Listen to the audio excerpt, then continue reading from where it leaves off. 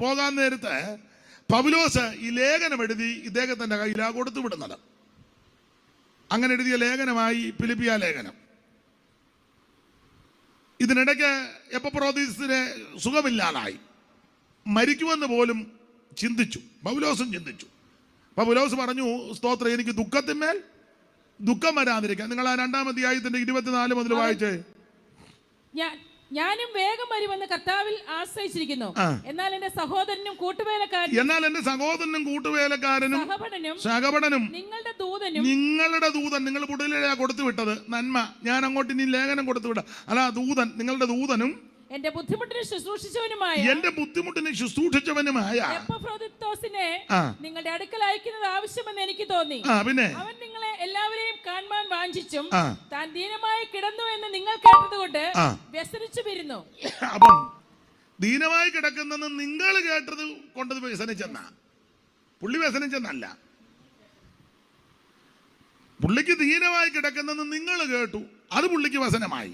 നമുക്ക് അങ്ങനെയാണോ വ്യസനം? മിണ്ടുന്നില്ല.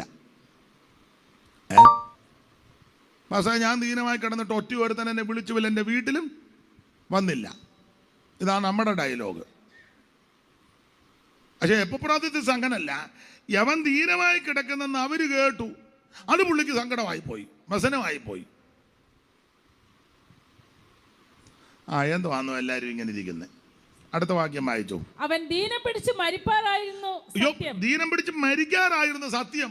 എങ്കിലും ദൈവം അവനോട് കരുണ ചെയ്തു. അതിനകത്ത് ഒരു ചിന്ത പറയാ. നീ അവൻ സ്തോത്രം മറ്റുള്ളവർക്ക് സഹായം ചെയ്യാനും കൊടുക്കാനും എടുക്കാനും അവൻ പോകാനും വരാനും ഒക്കെ മനസ്സോടെ ചെയ്യുമ്പോൾ നിന്റെ അഥവാ ദീനം വന്നാൽ ദീനത്തിൽ നിന്ന് ദൈവം നിന്നെ വിടുവിക്കുമെന്ന്, നിന്നെ സൗഖ്യമാക്കും, നിന്നെ വിടുവിക്കും, നിന്നെ രക്ഷിക്കും. അവിടുന്ന് പൊറുപ്പിക്കുന്നവനും വിടുവിക്കുന്നവനുമാണ് കർത്താവ്. അവനോട് കരുണ ചെയ്തു. അവനോട് മാത്രമല്ല, എനിക്ക് ദുഃഖത്തിന്മേൽ ദുഃഖം വരാതിരിപ്പാൻ എന്നോടും കരുണ ചെയ്തു. ദൈവത്തിന്റെ മകൻ. ഇതാണ് ഈ ലേഖനം എഴുതാനും കൊടുക്കാനും ഉള്ളതിന്റെ പശ്ചാത്തലഭാഗം. ഇതാ ദൈവത്തിന്റെ മഹത്വം, ഫിലിപ്പിയ ലേഖനം. അപ്പൊ നിങ്ങൾക്കറിയാം, ഈ ലേഖനത്തിലെ പ്രധാനപ്പെട്ട ഒരു ചിന്ത, ദൈവത്തിന് സ്തോത്രം, അതിലെ പ്രധാന ചിന്ത എന്നാന്ന് ചോദിച്ചാൽ 1:27 വായിച്ചേ. ഞാൻ നിങ്ങളെ വന്ന് കണ്ടിട്ടോ, ദൂരത്തിരുന്ന് നിങ്ങളുടെ അവസ്ഥ കേട്ടിട്ടോ. 1:27 വായിച്ചോ. അവസ്ഥ കേട്ടിട്ടോ നിങ്ങൾ ഏകാത്മാവിൽ നിലനിന്ന് എതിരാളികളെ. അപ്പൊ ഇതിലെ പ്രധാനപ്പെട്ട ഒരു ചിന്ത, ഏകാത്മാവിൽ നിങ്ങൾ നിലനിൽക്കണം. ദൈവത്തിന് മഹത്വം. നിങ്ങള് ഏകാത്മാവിൽ നിലനിൽക്കണം. ഐക്യത ഇതിലെ പ്രധാന ചിന്തയാണാ. അത് വീട്ടിലാന്നേലും സഭയിലാന്നേലും നാട്ടിലാന്നേലും സമൂഹത്തിലാന്നേലും ഐക്യത ഉണ്ടായിരിക്കണം. ഏകാത്മാവ് ഇതിലെ പ്രധാന ചിന്തയാണ്. ഏകാത്മാവ്. നിങ്ങൾ ആ 2:2 വായിച്ചു. അവിടെ ഏകാത്മാവിന്റെ നിങ്ങൾ ഏക മനസ്സുള്ളവരായി. അപ്പൊ ഏക മനസ്സ്, അവിടെ ഏക മനസ്സ്. 1 ഏകാത്മാവ്, 2 ഏക മനസ്സ്, അടുത്തത് ഏക സ്നേഹം. വായിച്ചേ. ഏക സ്നേഹം പൂണ്ട് ഐകമത്യപ്പെട്ട് ഏകഭാവമുള്ളവരായി. അപ്പൊ എത്രയുണ്ട് ഏകം? 1 ഏകാത്മാവിൽ നിലനിൽക്കണം, 2 ഏക മനസ്സുള്ളവരായിരിക്കണം, 3 ഏക സ്നേഹം പൂണ്ടിരിക്കണം, 3 ഏക ഭാവമായിരിക്കണം, 4-2 ഏക ചിന്ത. 5 കൂട്ടം കാര്യം. ഏകാത്മാവ്, ഏക മനസ്സ്, ഏക സ്നേഹം, ഏക ഭാവം, ഏക ചിന്ത. ദൈവത്തിന് മഹത്വം. ഓടിച്ച് ചില കാര്യങ്ങൾ പറയാം. ഇതിലെ പ്രധാന ആശയം കർത്താവിൽ എപ്പോഴും സന്തോഷിക്കണം. 4-ാം അധ്യായത്തിന്റെ 4 വായിച്ചേ. കർത്താവിൽ എപ്പോഴും സന്തോഷിപ്പിൻ. കർത്താവിൽ എപ്പോഴും സന്തോഷിക്കണം. എപ്പോഴും കർത്താവിൽ സന്തോഷിക്കണം. ഏതാണ്ട് 16 പ്രാവശ്യം ഈ ലേഖനത്തിൽ കർത്താവിൽ സന്തോഷിക്കണം, അല്ലെങ്കിൽ യേശുവിൽ സന്തോഷിക്കണം, ഇല്ലേ സന്തോഷിക്കണം എന്നുള്ള പദം 16 പ്രാവശ്യം ഈ ലേഖനത്തിലുണ്ട്. നിങ്ങൾ ആ 1:4, 1:18, 1:25, 2:16, 17, 18, അതിൻ്റെ 3:1 ഒക്കെ പഠിക്കുമ്പോൾ ഏതാണ്ട് 10-16 പ്രാവശ്യം സന്തോഷിക്കണം, കർത്താവിൽ സന്തോഷിക്കണം. 1:4 വായിച്ചേ. നിങ്ങളിൽ നല്ല യേശുക്രിസ്തുവിന്റെ നാളോളം ഞാൻ നിങ്ങൾക്ക് എല്ലാവർക്കും വേണ്ടി കഴിക്കുന്ന സകല പ്രാർത്ഥനയിലും എപ്പോഴും സന്തോഷത്തോടെ പ്രാർത്ഥിച്ചും. സന്തോഷത്തോടെ എപ്പോഴും സന്തോഷിക്കണം. അപ്പോൾ ഈ ലേഖനത്തിലെ പ്രധാന ഒരാശയം സന്തോഷം എന്നുള്ളതാണ്. ഇനി ഞാൻ പെട്ടെന്ന് അങ്ങ് നിർത്താം.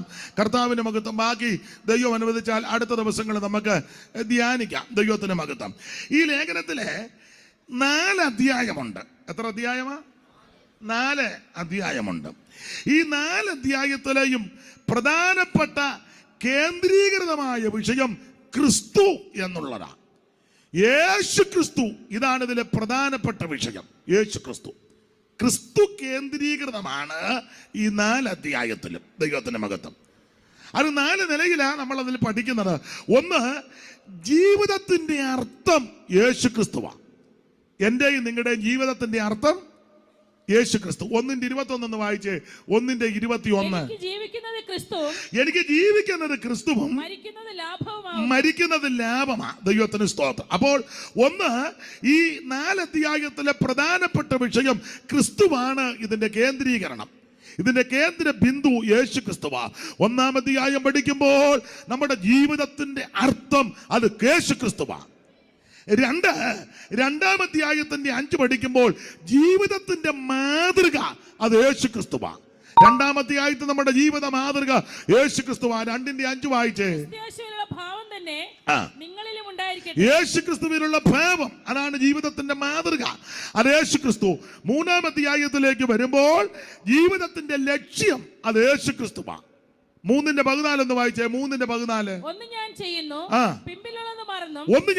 പിൻപിലുള്ളത് മറന്ന് ആഞ്ഞുകൊണ്ട് ക്രിസ്തുയേശുവിൽ ദൈവത്തിന്റെ പരമവിളിയുടെ വിരുദിനായി ലാക്കിലേക്ക് ഓടുന്നു. പിൻപിലുള്ളതിനെ ഞാൻ മറന്നു മുൻപിലുള്ളതിനായിട്ടാഞ്ഞും കൊണ്ട് ലാക്കിലേക്കോ വീടുന്നു.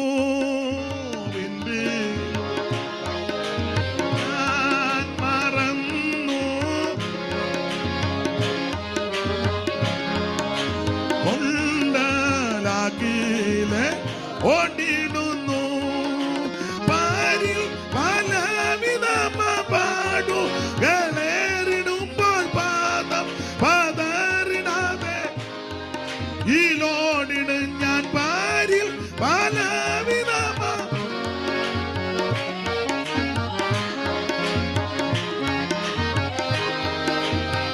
ഓടിട് ഞാൻ പ്രത്യാശ ഏറിടുന്നേ.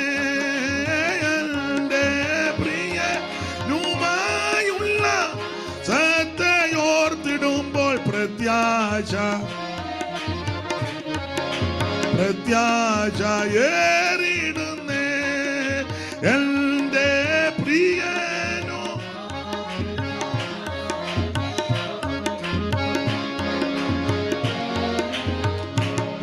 കരമുയർത്തി ദൈവത്തിന്റെ മഹത്വം കരേറ്റ. അപ്പൊ ശ്രദ്ധിക്കുക, ഇതിലെ 4 അധ്യായത്തിലെ പ്രധാനപ്പെട്ട കേന്ദ്രീയ വിഷയം യേശു ക്രിസ്തു എന്നുള്ളതാ. 1-ാം അധ്യായത്തിൽ ജീവിതത്തിന്റെ അർത്ഥം അത് യേശു ക്രിസ്തുവാണ്. 2, ജീവിതത്തിന്റെ മാതൃക അത് കർത്താവാകുന്ന യേശു ക്രിസ്തു. 3, ജീവിതത്തിന്റെ ലക്ഷ്യം അത് കർത്താവായ യേശു ക്രിസ്തു. 4, നമ്മുടെ ജീവിതത്തിന്റെ ബലം, ശക്തി അത് യേശു ക്രിസ്തുവാ. 4:13 വായിച്ചോ. എന്നെ ശക്തനാക്കുന്നവൻ മുഖാന്തരം ഞാൻ സകലത്തിനും മതിയാവുന്നു. എന്നെ ശക്തനാക്കുന്നവൻ മുഖാന്തരം ഞാൻ സകലത്തിനും മതിയാവുന്നു. ഞാൻ സകലത്തിലും മതിയാകുന്നു. ദൈവത്തിന്റെ മഹത്വം. അപ്പോൾ ജീവിതത്തിന്റെ ലക്ഷ്യം അത് 1-2 കാര്യം പറഞ്ഞ് വേഗത്തിൽ മുമ്പോട്ട് പോകാം. നമ്മുടെ ജീവിതത്തിന്റെ ലക്ഷ്യം അത് യേശു ക്രിസ്തുവാ. 1:21 വായിച്ചോ. എനിക്ക് ജീവിക്കുന്നത് ക്രിസ്തുവും മരിക്കുന്നത് ലാഭവുമാകുന്നു. എനിക്ക് ജീവിക്കുന്നത് ക്രിസ്തുവും മരിക്കുന്നത് ലാഭവുമാകുന്നു. മരിക്കുന്നത് ലാഭമാണ്. നമുക്ക് പേടിയാ മരിക്കാൻ. പക്ഷേ പൗലോസ് ഇവിടെ പറയുക മരിക്കുന്നത് ലാഭമാണ്. ഞാൻ കൂടെ പറയാനുണ്ട്, മരിക്കുന്നത് ലാഭമാകാൻ പല കാര്യമുണ്ട്, ഒത്തിരി കാര്യമുണ്ട്. മരിക്കുന്നത് ക്രിസ്തുവിൽ മരിക്കുന്നത്, ഒരു ദൈവപൈതൽ മരിക്കുന്നത് ലാഭമാണ്. വേറെ പുസ്തകത്തിന്റെ വെളിച്ചത്തിൽ അതിന്റെ 1, ഈ താഴ്ചയുള്ള ശരീരം അങ്ങ് മാറും. ഇത് ബലഹീനമായ ശരീരമാണ്. താഴ്ചയുള്ള, രോഗമുണ്ടാക്കുന്ന, ക്ഷീണമുണ്ടാക്കുന്ന, തളർച്ച ഉണ്ടാക്കുന്ന, കെടുതി വരുത്തുന്ന ഒരു വല്ലാത്ത ശരീരമായത്. ഈ ശരീരം അങ്ങ് മാറും. നമുക്കൊരു പുത്തൻ ശരീരം കിട്ടും. അതുകൊണ്ട് ക്രിസ്തുവിൽ മരിക്കുന്നത് ലാഭമാ ദൈവമക്കൾക്ക്. ഓ, എൻ്റെ ഭാഷ ഉള്ള ശരീരം എങ്ങനെയായിരുമെന്ന് പച്ച പിടിപ്പിക്കാന്നോർത്താ ഇരിക്കുന്നത്. സ്തോത്രം. അപ്പം ഇത് ലാഭമാകാൻ കാരണം ഇതങ്ങ് മാറി ഒരു പുത്തൻ ശരീരം നമുക്ക് ലഭിക്കും. പുത്തനാകും ശരീരത്തെ, പുത്തനാകും ശരീരത്തെ ദത്തം ചെയ്യും നായകൻ, ദത്തം ചെയ്യും നായകൻ. മംഗളം മംഗളമായി നീ വാഴും നമ്മളെല്ലാരും. മംഗളം മംഗളം മംഗളമായി നീ വാഴും നമ്മളെല്ലാം.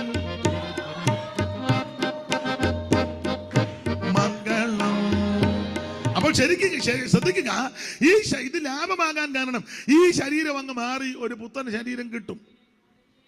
സ്തോത്രം. സകല മാംസവും ഒരുപോലുള്ള മാംസം അല്ല. പക്ഷികളുടെ മാംസം വേറെ, കന്നുകാലികളുടെ മാംസം വേറെ, മൃഗങ്ങളുടെ മാംസം വേറെ, പക്ഷികളുടെ മാംസം വേറെ. ഭൗമ ശരീരങ്ങളുമുണ്ട്, സ്വർഗീയ ശരീരങ്ങളുമുണ്ട്. ഭൗമ ശരീരങ്ങളുടെ തേജസ് വേറെ, സ്വർഗീയ ശരീരങ്ങളുടെ തേജസ് വേറെ, സൂര്യൻ്റെ തേജസ് വേറെ, ചന്ദ്രൻ്റെ തേജസ് വേറെ, നക്ഷത്രങ്ങളുടെ തേജസ് വേറെ. നക്ഷത്രവും തമ്മിൽ തേജസ് കൊണ്ട് ഭേദമുണ്ട്. മരിച്ചവരുടെ പുനരുത്ഥാനവും അതുകൊണ്ടും തന്നെ ദ്രവത്വത്തിൽ വിതയ്ക്കപ്പെടുന്നു, അദ്രവത്വത്തിൽ ഉയർക്കുന്നു, അപമാനത്തിൽ വിതയ്ക്കപ്പെടുന്നു, തേജസ് ഉയർക്കുന്നു, പ്രാകൃത ശരീരം വിതയ്ക്കപ്പെടുന്നു, ആത്മീക ശരീരം ഉയർക്കുന്നു. പ്രാകൃത ശരീരം ഉണ്ടെങ്കിൽ ആത്മീക ശരീരം ഉണ്ട്. ഒന്നാം മനുഷ്യൻ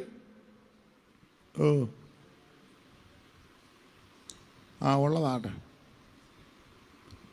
ക്രിസ്തുവിൽ മരിക്കുന്നത് ലാഭമാണ്. സ്തോത്രം. കാരണം ഒന്ന്, ഈ താഴ്ചയുള്ള ബലഹീനതയുള്ള ഈ ശരീരം മാറി ഒരു പുത്തൻ ശരീരം കിട്ടും. നിങ്ങളുടെ നോട്ടം ഇരുപ്പം കണ്ടിട്ട് ഇപ്പം അത് വേണ്ട, കുറച്ചുകൂടെ കഴിഞ്ഞിട്ട് മതി ഇപ്പം വേണമെന്ന് ആര് പറഞ്ഞു? ഞാൻ കാര്യം പറഞ്ഞെന്നേ ഉള്ളൂ.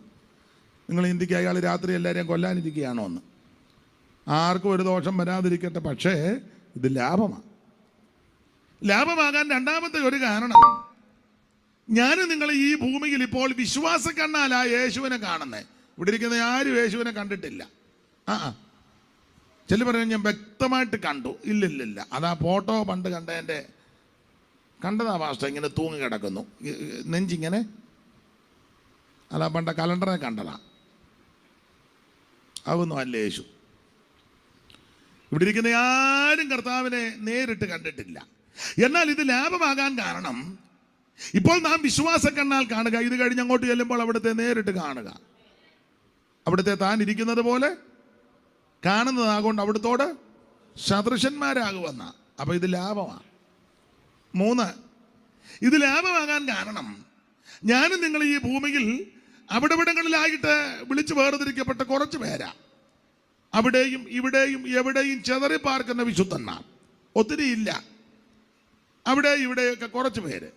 എന്നാൽ ഇത് കഴിഞ്ഞ് അങ്ങോട്ട് ചെല്ലുമ്പോൾ കോടി വിശുദ്ധന്മാരുടെ സദസ്സിലോട്ട് ചെല്ലുക. സ്തോത്രം. അതുകൊണ്ട് ഇത് ലാഭമാണ്. സ്തോത്രം. അവിടെ ചെല്ലുമ്പോൾ പാട്ടുമൊക്കെ ഉണ്ട്. ആരിവർ രാജനോടൊപ്പമായി പന്തികിരിപ്പതു സത്യസഭ. ആരിവർ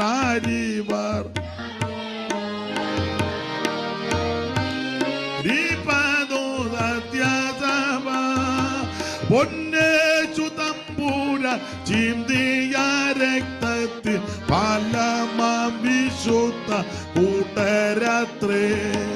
പൊന്നേശു തമ്പൂര ചിന്തിയ രക്തത്തിൽ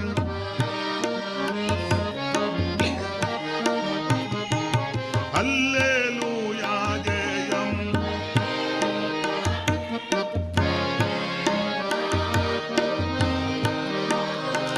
അതേ സമയം പോകുന്നല്ലോ. അപ്പോൾ ഈ ജീവിക്കുന്നത് ക്രിസ്തുവിനാണ്. അപ്പൊ ജീവിതത്തിന്റെ അർത്ഥം യേശു ക്രിസ്തുവാ. ആ 1-ാം അധ്യായത്തിൽ ഇനി നമ്മൾ ജീവിക്കുമ്പോൾ എങ്ങനെ ജീവിക്കണം?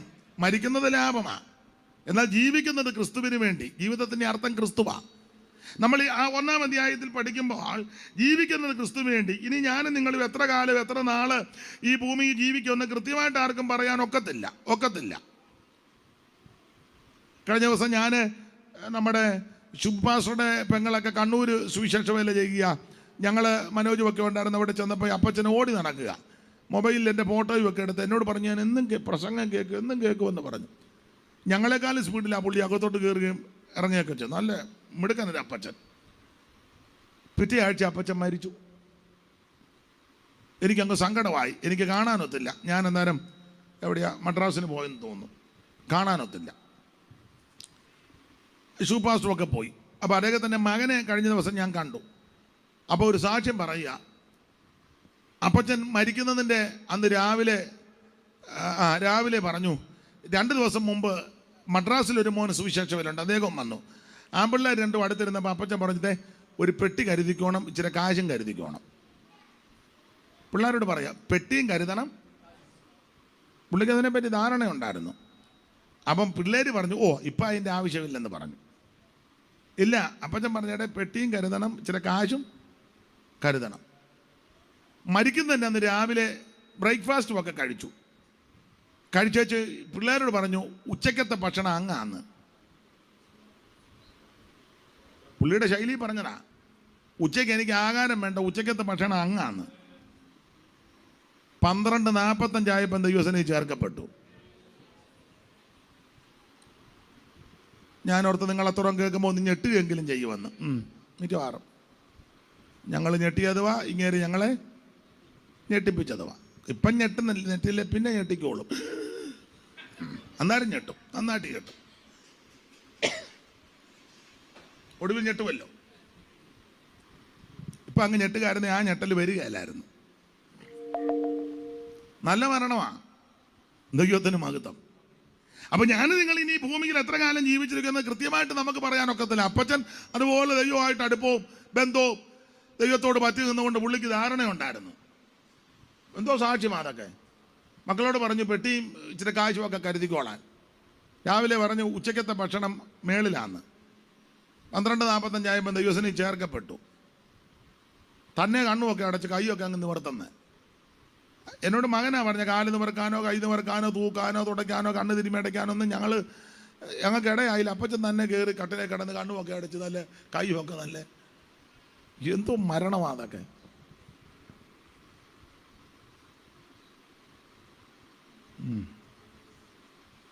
നമ്മുടെ മിക്കവാറും ഒരു കണ്ണ് തുറന്നിരിക്കാനാ, ഇരിപ്പ് കണ്ടിട്ട് മിക്കവാറും അരക്കണ്ണ് തുറന്നിരിക്കാനാ. അപ്പച്ചൻ നല്ല പ്രത്യാശയോടാ പോയി. പ്രത്യാശയോടി വിടം വിട്ടക്കരെ നടത്തിയ എത്രയോ പരിശുദ്ധന്മാർ കാത്തു നിൽക്കുന്നു. പ്രത്യാശയോടി വിടം വിട്ടക്കരെ നടത്തിയ എത്രയോ പരിശുദ്ധന്മാർ എന്നോ നിമേകെ വന്നിടും വിശ്രാമനാട്ടിൽ എത്തിയിടുക. ഉണ്ടോ ഇനി കാലദൈർഘ്യം എത്ര നാൾ ഞാൻ ഓടണം ചൊല്ലിടുക ആത്മാവേ തീരായി ചൊല്ലിടുക എന്നോ നിമേകെ വന്നിടും വിശ്രാമനാട്ടിൽ ഉണ്ടോ ഇനി കാലദൈർഘ്യം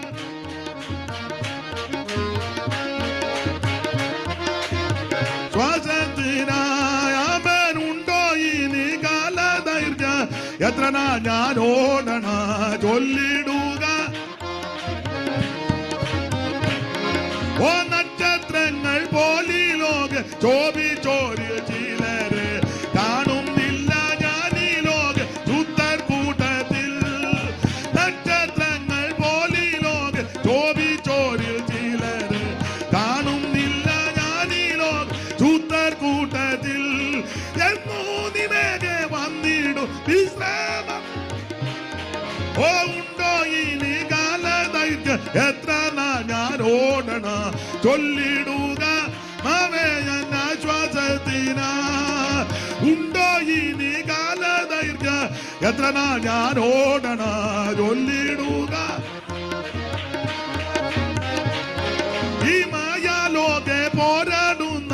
ദുഷ്ടശക്തിയാകവേ നിത്യം ജയിച്ചപ്പന്മാരെ ചേർത്തിടണമേ.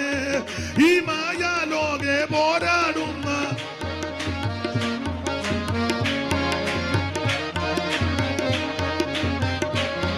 എന്നൂനിമേകെ വന്നിടും വിശ്രമനാട്ടി. ഓ ഉണ്ടോ ഇനി കാലദൈർഘ്യം എത്ര നാൾ ഞാൻ ഓടണ ചൊല്ലിടുക ആശ്വാസത്തിനാ. ഉണ്ടോ ഇനി കാലദൈർഘ്യം എത്ര നാൾ ഞാൻ ഓടണ ചൊല്ലിടുക. ഓ ഉണ്ടോ ഇനി കാലദൈർഘ്യം എത്ര നാൾ ഞാൻ ഓടണ ചൊല്ലിടുക. കരമുയർത്തി ഹല്ലേലൂയ പാടാ. ഒരിക്കൽ കൂടി ഹല്ലേലൂയ പാടാ. ദൈവം അനുവദിച്ചാൽ ശേഷമുള്ള ഭാഗം അടുത്ത ദിവസം ദൈവം അനുവദിച്ചാൽ ചിന്തിക്കാം. ഇപ്പോൾ പ്രാർത്ഥിച്ച യോഗം അവസാനിപ്പിക്കും.